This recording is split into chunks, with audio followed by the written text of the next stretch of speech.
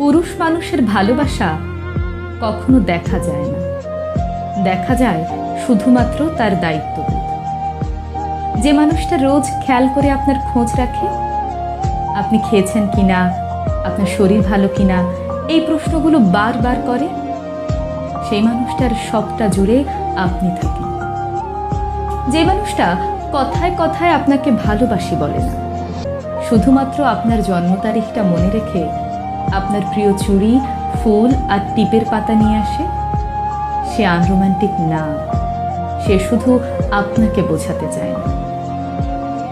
আপনি সারাদিন অনলাইনে না থাকলে যে মানুষটা বাহানা করে আপনার কণ্ঠস্বর শুনতে চায়, অযথাই ফোন দিয়ে আপনাকে রাগিয়ে দেয়, সেই মানুষটা আপনাকে অবহেলা করে না, বরং আপনাকে প্রচণ্ড মিস করে। আসলে একজন পুরুষ মানুষকে বুঝতে হলে তাকে তার